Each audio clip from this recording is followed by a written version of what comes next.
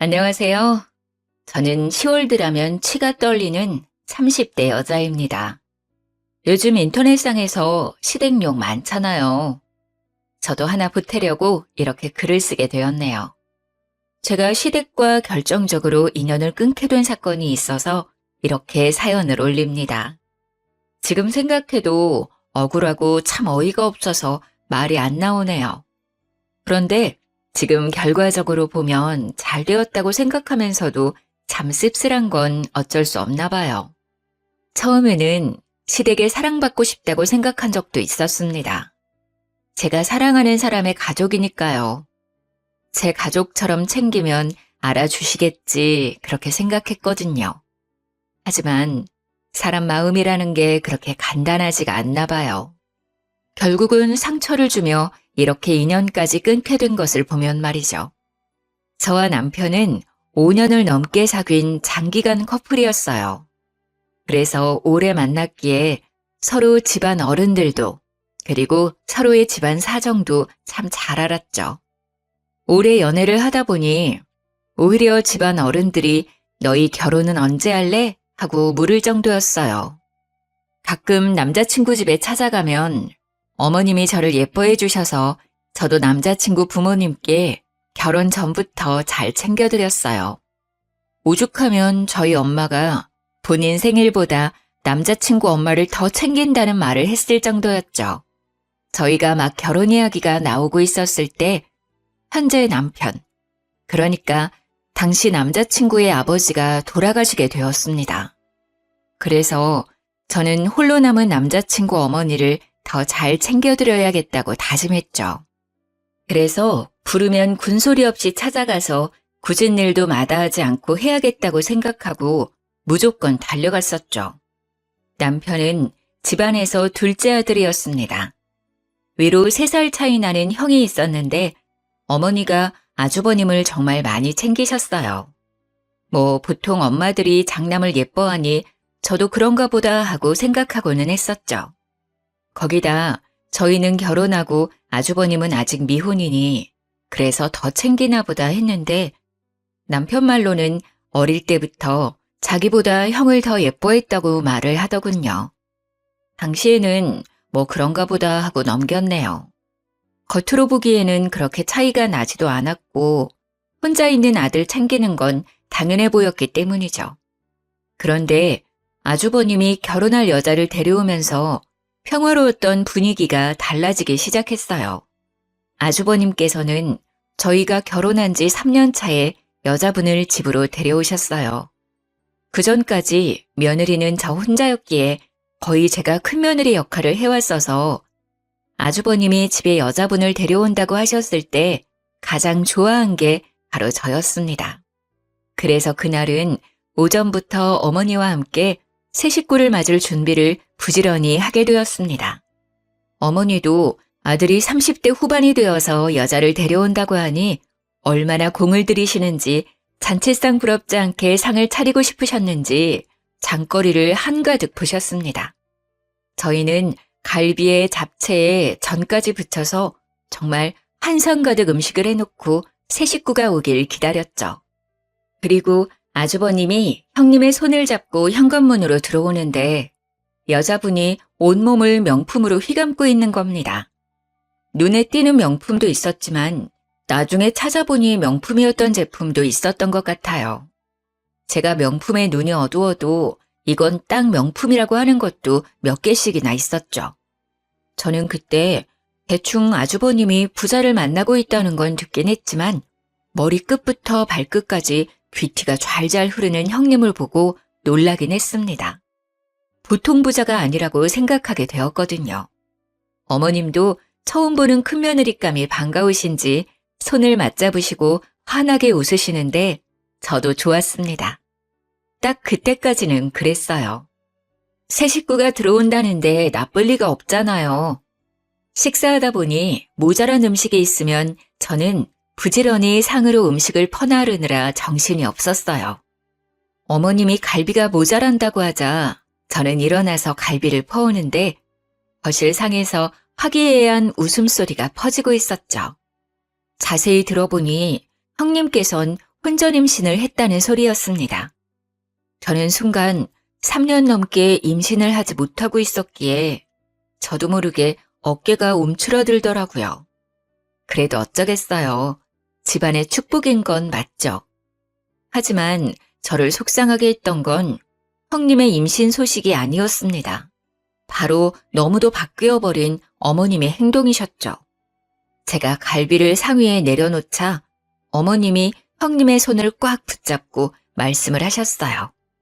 어머, 요즘은 아이를 다 혼수로 가져온다더니 참말이네. 정말 예쁘기도 해라. 우리에게 오자마자 장손까지 만들어 오고. 고생했다. 여기 갈비 먹어라. 잘 먹어야 아기가 잘 자라지.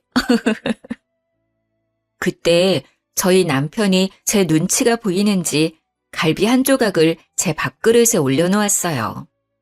아이를 가지기 위해 그동안 노력해왔는데 아직 가지지 못하고 형이 먼저 가졌다고 하니 제가 신경이 쓰였나 봐요. 갈비는 우리 자기도 좋아하니까 많이 먹어. 요리 만들고 준비하느라 고생했어, 자기야. 그래도 그 한마디가 얼마나 고맙던지 저는 남편을 향해 미소를 지었습니다. 그런데 어머님이 저를 슬쩍 보시더니 네가 한 게 뭐 있다고? 그러시면서 갈비를 형님 앞으로 밀어놓으셨어요. 순간 남편은 무안해져서 저를 보며 멋쩍은 미소를 지었습니다. 그때는 어머님이 학수고대하던 아주버님이 결혼할 사람을 데려왔는데 기다렸던 아이까지 가졌다는 말에 너무 좋아서 그러시나 보다 했었습니다. 저는 다시 잡채를 가지러 부엌으로 가는데 뒤에서 어머니의 커다란 목소리가 들려왔어요. 어머, 대학병원 의사라고? 내분비과? 아이고, 우리 집에 드디어 사자를 가진 사람이 들어왔구나. 아이고, 장하다. 지훈이 너도 참 용하다. 어떻게 이렇게 귀한 사람을 집에 들여왔다니?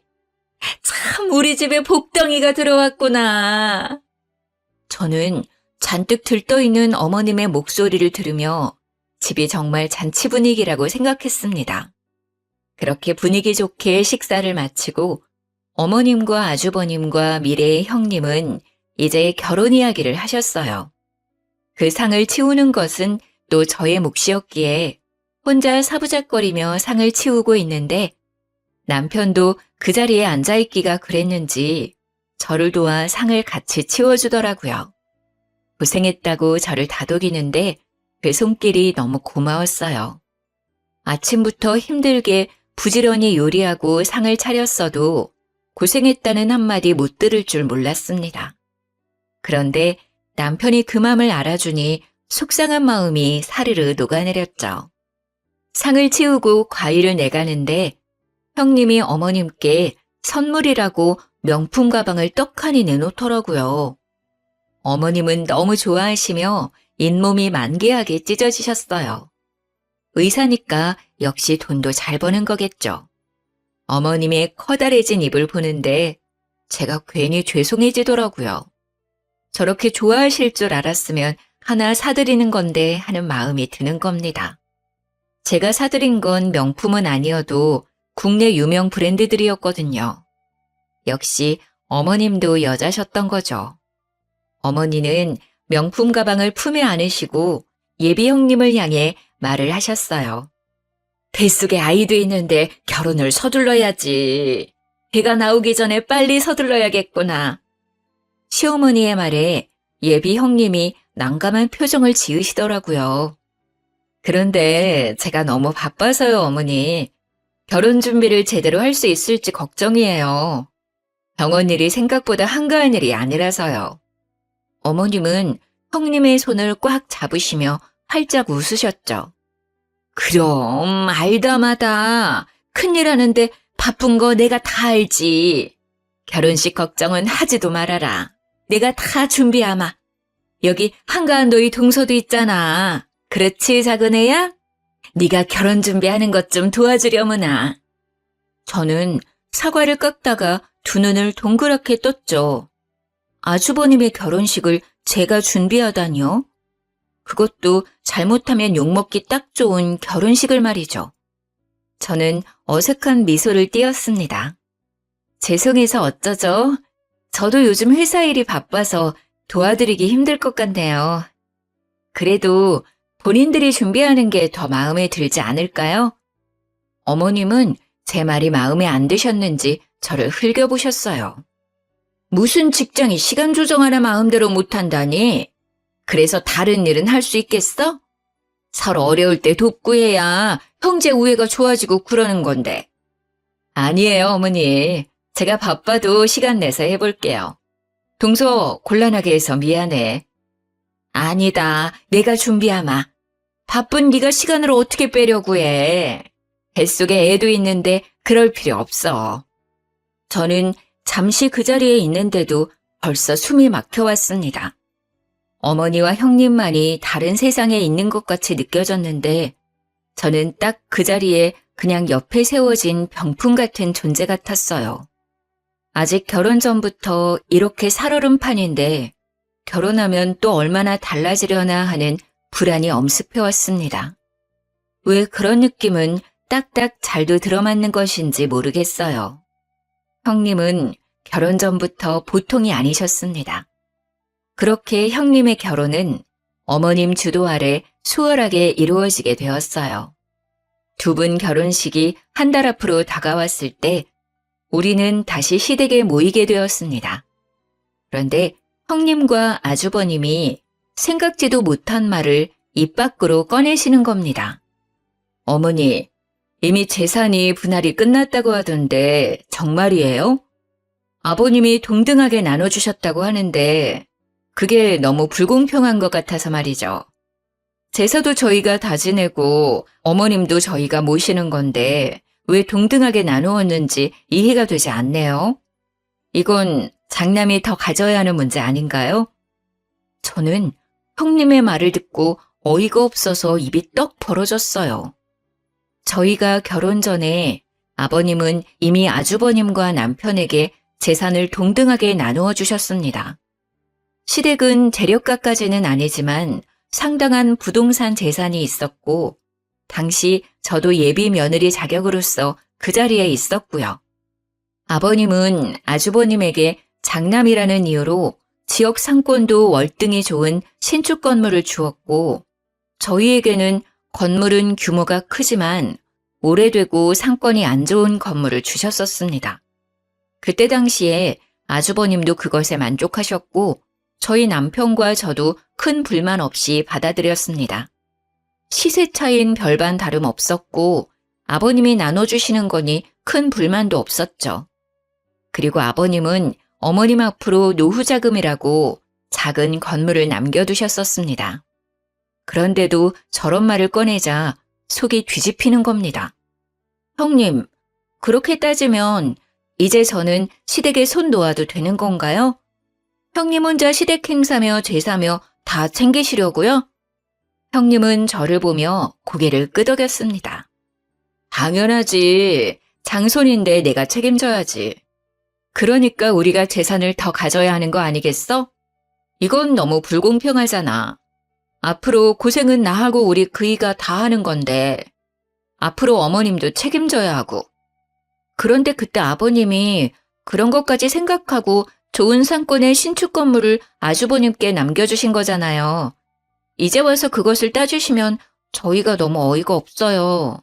시세만 같다 뿐이지 두 건물 사이에는 엄연히 차이가 크게 나요. 거기다 어머님께도 건물을 남겨주셨고요. 그래도 이거는 말도 안 되지. 원래라면 작은 아들은 재산을 물려받을 수 없는 거 아니야? 그런데도 같은 시세라니 나는 말도 안 된다고 생각하는데. 어머니도 그렇게 생각하지 않으세요? 아이고, 작은애 시끄럽다. 너희 형님 말 어디가 틀린 게 있다니? 너보다 더 배우고 똑똑한 사람이 이렇게 말하는데 그렇게 하는 게 옳으면 그렇게 해야지. 저는 시어머니까지 형님의 편을 들고 나서자 머리까지 피가 끓어올랐어요. 여기서 선을 딱 긋지 않으면 저희가 질질 끌려갈 것 같다는 생각을 하게 되었습니다. 죄송합니다. 지금 이야기는 못 들은 거로 하겠습니다. 싸움도 되지 않을 일 가지고 이게 뭔가요? 이미 아버님이 저희한테 주신 거고 저희는 다시 아주버님께 드릴 마음 같은 건 없습니다. 죄송합니다. 제 말에 갑자기 아주버님이 버럭대고 저를 향해 소리를 지르시는 겁니다. 아니, 재수씨, 어떻게 그렇게 말을 합니까? 윗사람이 말을 하면 듣는 척이라도 해야 하는 거 아닙니까? 이 사람이 앞날을 생각해서 이렇게 말하는 건데 어떻게 그렇게 딱 말을 자릅니까? 재수씨가 시집와서 한 게 뭐 있나요? 그렇게 재산에 욕심이 나나요? 저는 재수씨가 이렇게 속물인지 몰랐네요. 저는 순간 그 말에 어이가 없었습니다. 누가 지금 재산에 더 눈이 멀었는지 모르는 것 같았어요. 지금 재산 이야기 하시는 두 분은 아직 결혼도 안 하신 거 아니에요? 결혼 생활 한참 하시고 힘들어서 이런 이야기 하는 거면 이해라도 하려고 노력이라도 해보겠는데 이건 경우가 아니죠. 너는 윗사람한테 무슨 말을 그렇게 하는 거니? 어디서 배워먹은 버르장머리가 그래?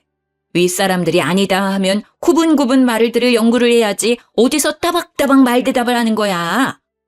두 분이 한꺼번에 저를 향해 그렇게 말하니 속이 정말 뒤집힐 것 같았습니다. 어머니, 정말 말 한 번 잘하셨네요. 제가 장남이니까 더 갖는 게 옳죠. 재수씨, 아버지가 주신 건물 주세요 그럼. 이렇게 긴 이야기 할 필요도 없고 서로 얼굴 붉힐 일도 없을 것 같네요. 가만히 우리들의 이야기를 듣고 있던 남편이 이제 참지 못하겠는지 제 손을 잡아서 일으켜 세웠어요. 도저히 가만히 듣고 있기가 불편하네. 이미 그건 아버지가 나와 아내한테 물려주신 건데 왜 형이 주라 말아야? 재산에 눈먼 사람이 누군데 내 아내한테 그런 말을 하는 거야? 이미 끝난 이야기니까 더 이상 할 얘기도 아닌 것 같네. 우리는 그만 집에 가야 할 것 같아. 가자, 자기야. 그렇게 저희는 집으로 돌아왔습니다. 돌아오는데도 정말 두 눈이 시뻘개진 두 사람의 얼굴이 눈앞에 어른거리는 겁니다. 어디서부터 잘못된 것인지 길게 한숨이 쏟아져 나왔어요. 하지만 그때는 그게 시작에 불과했다는 걸 우리 모두 알지 못했습니다. 두 사람은 무사히 결혼식을 올렸고 일주일간 신혼여행을 떠났습니다. 그리고 그렇게 복잡한 타이밍에 저는 그토록 기다리던 임신을 하게 되었어요. 남편은 저의 임신에 너무 기뻐하면서 형님 내외가 신혼여행에서 돌아오면 말하자고 너무 좋아하는 겁니다. 저도 드디어 아이의 엄마가 됐다는 뿌듯함과 함께 시댁을 찾았습니다. 모두가 둘러앉자 남편은 활짝 웃으며 제가 임신했다고 공개를 했어요. 모두 놀라지 마세요. 우리 집에 또 경사가 있어요. 제 아내가 드디어 임신하게 되었어요. 자기야, 그동안 고생했어. 정말 잘했어. 남편의 말이 끝이 나자 형님이 갑자기 대성통곡을 하기 시작하는 겁니다. 통곡은 점점 심해지더니 자지러질 정도로 눈물을 펑펑 흘리는데 저와 남편은 꿀먹은 벙어리가 되고 말았습니다. 어머님과 아주버님은 형님을 달래는데 저희는 무슨 상황인지 모르니 가만히 상황을 지켜볼 뿐이었죠. 드디어 형님이 진정하자 휴지로 눈물을 닦아내며 저를 쳐다보더군요. 동서, 좋은 날에 정말 미안해. 내가 유산을 해서 동서 임신했다는 소식을 들으니 뱃속의 아이가 너무 생각나서 그랬어. 우리가 재산 가지고 다툰 날 있잖아. 그날 그게 스트레스가 되었나 봐. 나는 그게 그렇게 분란을 일으킬 줄 모르고 꺼낸 이야기인데 형제 싸움까지 번지고 며칠 동안 끙끙 앓다가 아이가 그만. 저는 정말 할 말이 없어서 입을 다물었어요. 그 상황에서 무슨 말을 할 수 있겠습니까? 형님의 말의 뉘앙스를 보면 결국 우리가 재산을 내놓지 않아서 자신이 유산했다는 말이 아니겠어요? 시어머니는 저를 눈으로 흘기시며 입을 비트셨어요. 재산이 무슨 대수라고 뱃속에 장손을 잃어버리게 만들어. 그리고 너는 이 상황에서 임신했다고 그렇게 말하고 싶니? 지금 사람 염장 지르는 것도 아니고. 아이고, 애들이 배운 게 없어서 그런지 눈치도 없네. 어머니의 말을 듣다 못한 남편이 벌떡 자리에서 일어나서 소리를 질렀습니다. 어머니, 그게 지금 무슨 말을 하시는 거예요? 지금 형네 아기가 우리 때문에 그렇게 되었다는 말이라도 하시는 거예요? 이게 어떻게 저희 잘못인가요? 지금 저희 아이는 안중에도 없으신 거예요? 형님 잃어버린 아이만 중요하신 거냐고요? 자기야, 그만 일어나 가자. 더 이상 여기에 못 있겠다. 저는 남편 손에 이끌려 다시 집으로 돌아왔습니다. 그런데 첫 임신에 심한 시댁 스트레스를 받아서인지 유산기가 보이기 시작했어요. 아래에 피가 살짝 비치고 아랫배가 자꾸 뭉치고 아파지는 게 큰 병원에 가서 검진을 받아보려 했지만 대학병원 같이 큰 병원은 대기가 너무 많이 걸려 있어 엄두를 못 내겠는 겁니다. 그래서 남편이 형수네 병원에 가서 검진을 받는 건 어떠냐고 물어보더군요. 어머님도 형님이 예약해서 허리 진료를 받았다는 겁니다. 거기는 형수백으로 검진을 앞당길 수 있는 거 아니냐고 말이죠. 저는 솔직히 형님에게 부탁하는 게 마땅치 않았지만 아이가 우선이니 전화를 걸어서 물어보기로 했습니다. 그런데 전화를 걸자마자 형님이 타박을 하시더라고요. 동서, 왜 전화했어? 바쁜 일 아니면 빨리 끊어. 혹시 이제는 우리한테 건물 넘길 결심이라도 선 거야? 그런 거 아니면 빨리 끊어. 나 바빠. 다시 머리에 혈압이 오르기 시작했습니다. 형님의 말을 듣자마자 내가 왜 이 여자에게 전화를 한 것인지 후회가 되기 시작했죠. 아니요, 그건 아니고요. 형님네 병원 산부인과 예약하러 가는데 혹시 빨리 앞당길 수 있는지 알아보려고 전화를 드렸어요. 곧 도착하니까 자세한 이야기는 일단 만나서 이야기 드릴게요. 갑자기 형님의 말투가 상냥해지기 시작했습니다. 어머, 그랬구나. 그런 일이면 말을 하지 그랬어. 내가 금방 알아봐 줄 수 있지. 잠시만 끊어봐. 내가 자리 있나 봐주고 다시 전화 걸어줄게. 그렇게 말하며 전화를 끊더니 10분 뒤에 다시 형님에게 전화가 왔습니다. 어머 동서, 내가 웬만하면 우리 병원으로 예약하려고 했는데 자리가 도저히 안 나온대. 대신해서 잘 보는 병원으로 예약해뒀거든? 거기로 가볼래? 그리고 건물은 출산 후에 이야기하자. 일단 뱃속 아기의 안정이 먼저잖아. 걱정하지 말고. 저는 형님이 예약해둔 다른 병원으로 내원하게 되었고 거기서 스트레스를 많이 받아서 유산기가 있다고 하면서 유산 방지 주사를 맞춰주었습니다. 그렇게 돌아왔지만 저는 이미 마음이 상해서인지 시댁 모임에 갈 때마다 스트레스가 쌓이더라고요. 그래도 어쩌겠습니까? 그 당시에는 이제까지 그렇게 해왔으니 부르면 당연히 가야 하는 거라고 생각을 하고 있었어요. 그게 효이고 그렇게 배워왔으니까요. 그런데 그곳에 가서 결국 저는 시댁에 학을 떼어버리는 일이 생기고 말았습니다. 그날도 시댁으로 가는데 가는 중에도 가슴 끈 명치가 답답하더라고요. 저는 이제 막 임신 6개월에 들어서는 중이었기에 어느 정도 유산에 대한 위험은 내려놓고 있었습니다. 그렇게 상에 둘러앉아 밥을 먹고 있는데 형님이 이번에는 주식 이야기를 하기 시작하셨어요. 어머니, 제가 말한 주식 사셨어요? 어때요? 돈 좀 만지셨어요? 많이 올랐죠? 형님은 이미 어머니에게 주식 투자를 권유해서 주식 투자를 했나 보더라고요. 어머님은 형님 말대로 주식이 올랐는지 입을 활짝 옆으로 찢으며 웃으시더라고요. 그러게 생각지도 않게 많이 올랐어. 너는 어떻게 이런 걸 잘 알고 있니? 정말 내 주위의 여편네들은 나를 그렇게 부러워한다. 며느리 하나 잘 뒀다고 말이야. 잘 됐네요, 어머니. 이번에 정말 확실히 오르는 화끈한 주식 있는데 한두 푼으로 투자해야 하는 게 아니라 한 번에 끌어모아서 투자해야 확실히 오르는 거거든요. 투자해보실래요? 주위에 어르신들 있으면 같이 투자하세요. 어머, 그게 정말이냐? 안 그래도 그 여편네들이 내가 주식으로 돈재미 좀 봤다니까 자신들도 투자하고 싶다고 야단이더라. 내가 알아보마. 형님은 어머니의 말에 활짝 웃더니 저희를 보며 말을 이었어요. 동서도 투자하는 게 어떻겠어? 이번에도 정말 확실한 주식이거든. 이렇게 확실한 게 나오기도 쉽지 않은데 내가 아는 애널리스트 말이라서 찐이거든. 차 떠나기 전에 올라타야지. 저는 그 주식 투자가 왠지 끌리지가 않았습니다. 주식이 오른다고 단언하면서 확신을 하는 게 못 믿어왔죠. 주식이라는 게 한 치 앞도 못 가리는 건데 말이죠. 저는 단칼에 거절했습니다. 죄송해요. 저희는 그렇게 크게 투자할 돈이 없어서 말이에요. 저희는 빼고 하세요. 아우, 정말 아까워서 그래. 그 애널리스트 말로는 3배는 기본이고 최대 5배 이상은 뛴다고 하던데 이때 아니면 못 산다니까? 그 건물 있잖아. 그거 팔아서 투자하는 건 어때? 동서 말대로라면 시세도 더 이상 오르지 않을 거 아냐. 그렇게 끌어안고 있어봐야 세금이나 더 나오지.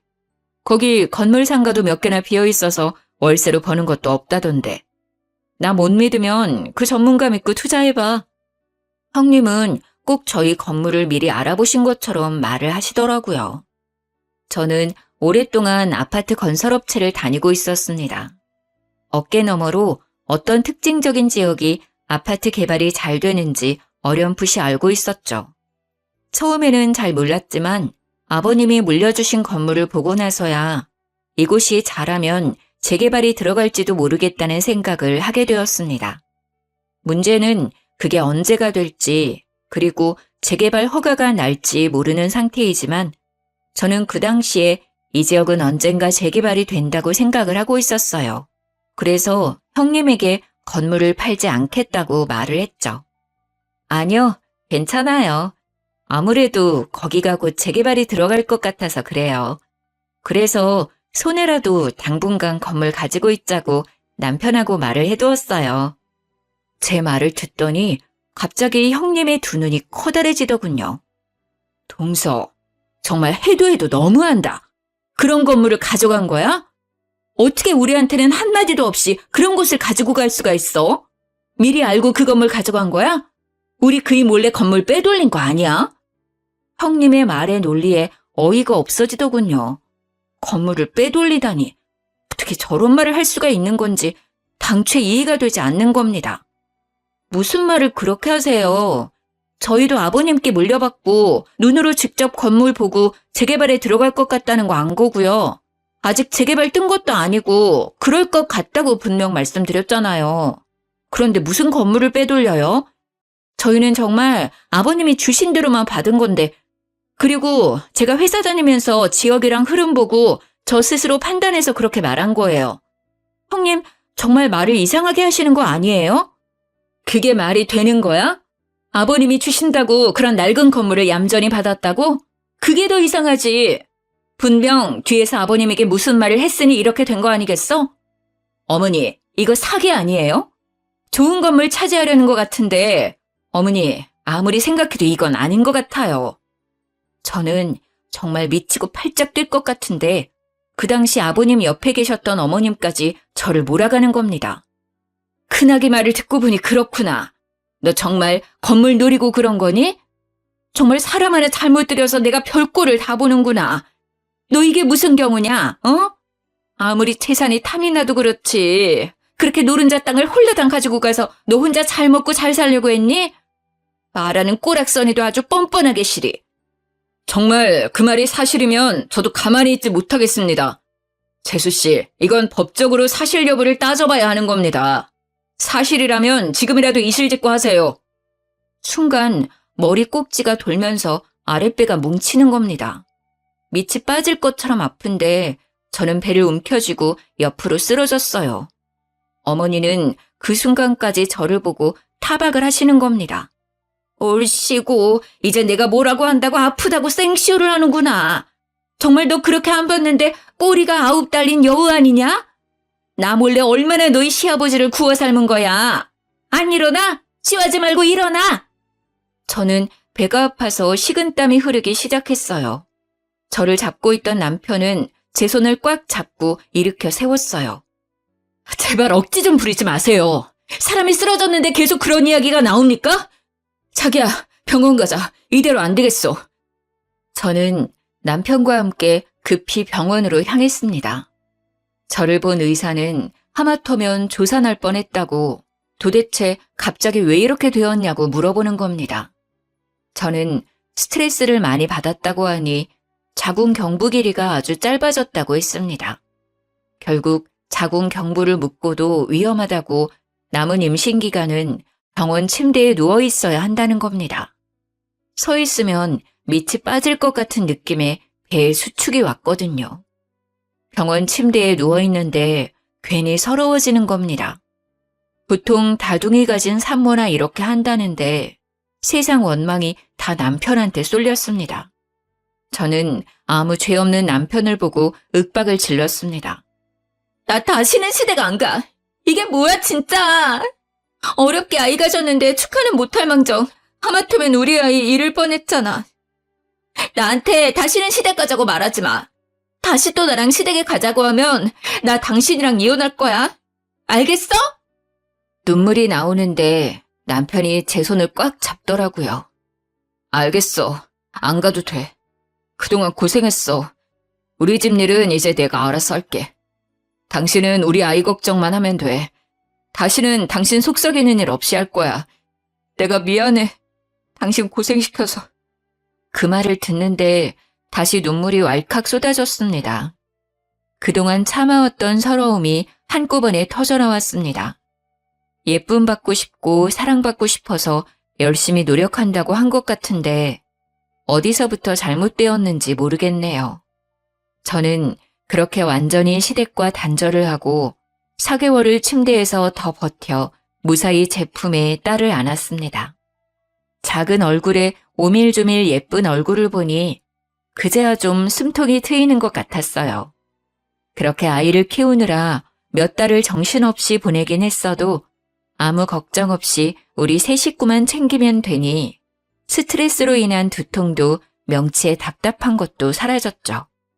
남편이 오기를 기다리며 저녁을 준비하고 같이 식사를 하는데 남편이 시댁 이야기를 꺼내더라고요. 나 밥 먹고 잠시 본가에 다녀올게. 집에 무슨 일이 있는지 오늘 어머니에게 전화가 왔더라고. 울면서 전화를 하셨는데 갑자기 형수랑 연락이 안 된다고 하시더라고.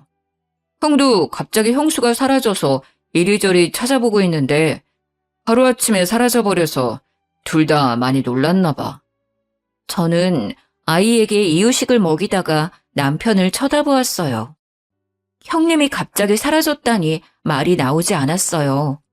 거의 1년 가까이 시댁 일에는 신경 쓰지 않고 있어서 따로 형님과도 연락하고 있지 않았기에 저는 남편이 들려주는 시댁 이야기로만 소식을 전해 들었습니다.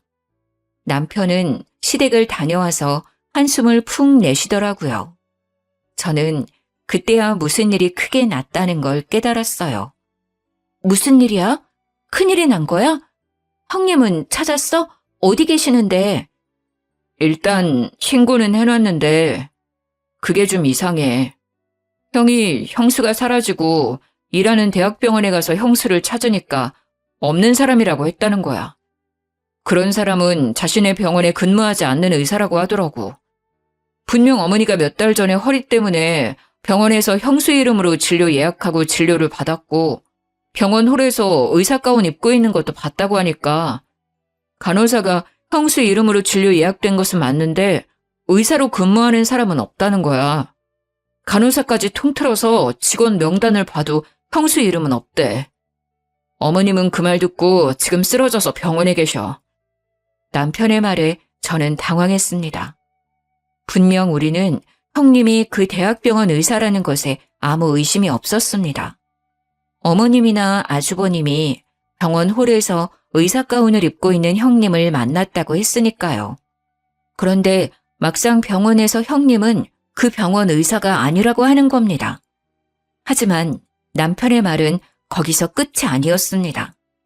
그래서 경찰서에 가서 실종 신고를 하면서 정황을 이야기했더니 경찰의 말로는 사기꾼한테 당한 것 같다고 하더라고. 일부러 처음부터 형의 재산과 우리 집 재산을 노리고 들어온 전문 사기꾼 같다고.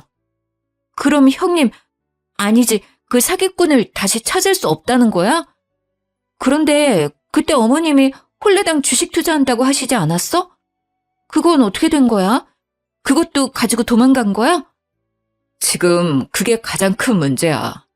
나도 그게 걱정되어서 물어봤더니 이미 어머니하고 형하고 건물까지 다 팔아서 그 주식에 투자했대. 경찰 말로는 그런 주식 자체가 없다는 거야. 아마 현금으로 돌려서 빼돌리기 위한 거짓말이라고 하는데 형수의 신원도 가짜고. 지금 조회 중이긴 한데 보통 이런 경우는 이미 해외로 도주했을 거라고 말하더라고. 신원이 가짜라니 무슨 말이야? 혼인신고 했을 거 아니야? 그게 형수가 일이 너무 바쁘다고 혼인신고를 미루자고 해서 혼인신고를 아직도 하지 않았다더라. 그래서 신혼 추적이 늦어지고 있어. 정말 어머님은 믿는 도끼에 크게 발등을 찍히고 마셨던 거죠.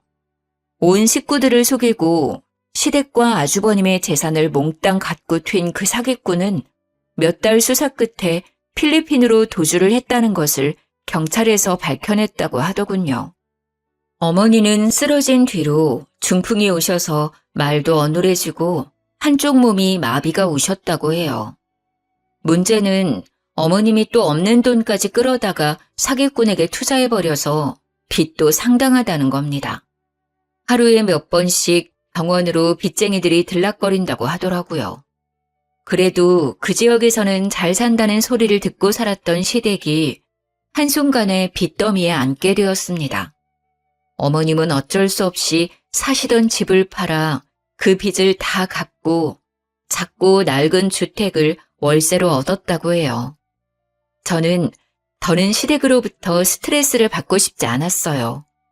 저는 그동안 할 만큼 했다고 생각합니다. 그리고 이건 어머니가 자초한 것으로 생각하기도 했고요. 건지르르한 겉모습과 의사라는 말만 믿고 모든 것을 믿어버리신 거니까요. 당신이 서운하게 생각할지도 모르지만 나는 어머니 일에 더 이상 신경 쓰고 싶지 않아. 어머니에게 갈 생각도 없고. 그러니까 나보고 어머니에게 얼굴 비추라는 말 하지 않았으면 좋겠어. 남편도 그동안 어머님이 저에게 한 행동을 고스란히 봐와서 그런지 별말이 없었습니다. 그래, 알겠어. 내가 알아서 할 테니까 당신은 어머니 일에 신경 쓰지 마. 그리고 남편은 어머니에 대해 저에게 말하는 법이 없었어요. 그렇게 몇 년이 흘렀는데 저의 예상대로 저희의 건물은 재개발이 진행되었습니다. 저희는 보상금으로 큰 돈을 벌었죠.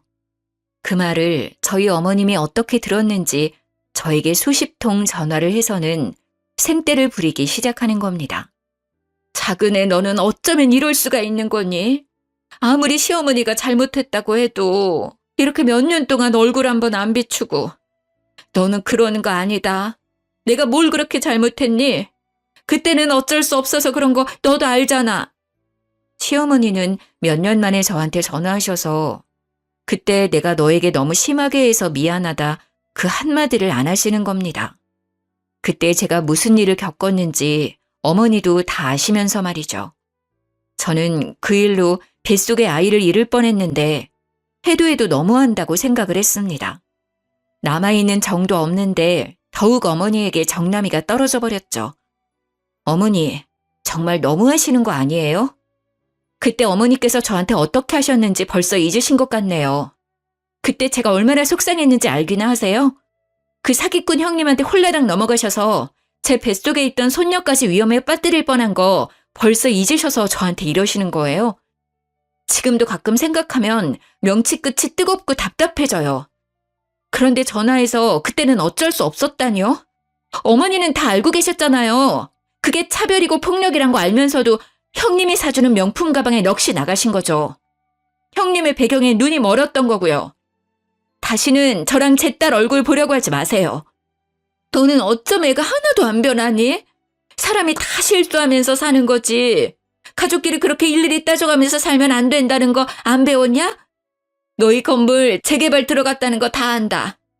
보상금도 넉넉하게 받았다며. 그거 내놔라. 내 남편이 피땀 흘려서 벌어놓은 재산이잖니. 어떻게 그렇게 큰 돈을 벌어놓고 이렇게까지 매정하게 구는지 나는 알다가도 모르겠구나. 내 남편이 준 거니 나도 받을 권리 충분히 있다고 생각한다. 저는 어머니 말에 기가 막혀왔어요. 돌아가신 아버님이 피땀 흘려 일구어 놓은 재산을 홀라당 말아먹은 건 어머니면서 저희 건물 보상금을 내놓으라는 겁니다. 어머니, 저는 어머니가 아버님 재산을 그렇게까지 귀하게 생각하실 줄 몰랐네요. 저는 그렇게 귀했다면 그 사기꾼한테 건물 팔아서 돈 넘길 때 좀 더 자세히 알아봤을 거예요. 어떻게 한 사람 말만 믿고 그 많은 재산을 넘겨주었는지 저는 아직도 이해가 안 돼요. 그리고 이건 저희가 그때 현명하게 판단해서 지켜낸 거 아닌가요? 어머님이 저에게 그 사기꾼에게 건물 안 넘긴다고 그렇게 구박하던 거 하나도 빼놓지 않고 기억하고 있어요. 그래서 저희가 그나마 거짓골 면하고 사는 거고요. 그러니까 다시 이런 전화하지 않으셨으면 좋겠네요. 이제 전화하셔도 이런 이야기 하시면 전화 끊을 거예요. 저는 어머님의 말을 단칼에 거절했습니다. 그렇지 않으면 어머님 성격에 다시 돈을 달라고 전화를 하실 거니까요. 아주버님은 저에게 미안한지 몇 년이 지나도 얼굴 한번 안 비추고 남편만 연락을 주고받더군요. 남편 말로는 지금은 그 여자를 찾아서 외국에 나가 있다고 하네요. 간간히 서로 연락은 주고받고 있지만 그 여자가 얼마나 꼭꼭 숨어버렸는지 몇 년을 찾아도 머리카락도 안 보인다고 말을 하더군요. 저는 그래도 혹시나 해서 남편을 흘겨보았어요. 혹시 어머님이나 아주버님께 돈이나 이런 거 주고 하는 거 아니지? 그러지 마. 그러면 나 정말 화낼 거야. 남편은 저를 보며 팔짝 뛰더라고요. 내가 미쳤어? 돈을 왜 줘? 형은 나한테 그런 말 미안해서라도 꺼내지도 않아. 자기한테 미안하다고 전해주라는 말만 계속하더라. 자기도 그렇게 속을 줄 몰랐다고. 어머님은 나한테 돈 달라고 전화는 하지만 나는 안 된다고 했어. 병원비는 내드리고 있지만 다른 돈은 안 드린다고 확실히 선 그었어. 나도 말이야, 어머니에게 서운한 게 한두 개가 아니야. 어릴 때부터 어머니는 유독 형만 예뻐했으니까. 당신도 이미 질릴 만큼 봤잖아. 저도 남편이 어머님의 병원비를 내고 있다는 것을 알고 있었습니다. 결혼 전부터 어머님이 아주버님을 알뜰히 챙기는 것을 봐오긴 했지만 어린 시절부터 그런 모습을 봐온 남편도 결혼 후까지 그러니 이제 진절머리가 난 듯 했습니다. 알겠어. 병원비는 내드려야지. 그 정도는 나도 괜찮다고 생각은 해. 하지만 그 이상은 안 도와드리는 게 옳다고 생각해. 그리고 나는 다시 시댁일에는 손대고 싶지 않아. 그건 당신이 이해해줬으면 좋겠어. 남편은 알겠다고 자신의 집일에 신경 쓰지 않아도 된다고 했습니다. 어머님과 완전히 연을 끊고 지낼 수는 없겠지만 그래도 우리 부부는 시댁에 경제적인 도움은 주지 않겠다고 어머님께 확실히 선을 그었습니다. 어머님도 이제는 저희에게 돈을 받아낼 수 있다는 생각은 버리셨는지 저에게는 전화도 더 이상 오지 않고 있네요. 가끔 밖에 나가서 폐지를 주우셔서 생활비에 보태 쓴다고 남편이 말을 해주더군요. 일평생을 곱게 사셨던 분이셨는데 집에 사람 하나 잘못 들여서 고초를 겪게 되신 거죠. 저의 사연은 여기까지입니다. 저는 토끼 같은 딸과 남편과 함께 잘 지내고 있어요. 명절에는 시댁에는 가지 않으니 저희 세 식구는 여행을 다니고 있습니다. 아마 그런 일이 없었다면 저희도 다른 집들처럼 시모도 함께 여행을 다녔을 수도 있었겠죠. 하지만 이미 지난 일을 떠올려봤자 어쩌겠어요. 나쁜 기억은 빨리 털어버리고 일어서야죠. 가끔은 믿었던 사람에게 가장 많이 상처를 받기도 하는 것 같아요. 하지만 서로 상처 주는 사이라면 서로 안 보고 사는 것도 좋은 방법인 것 같습니다. 조금은 멀리 떨어져 서로의 소중한 것을 생각해 보는 게 어떨까 싶네요. 모두 행복해지길 바라면서 이만 글을 드리겠습니다.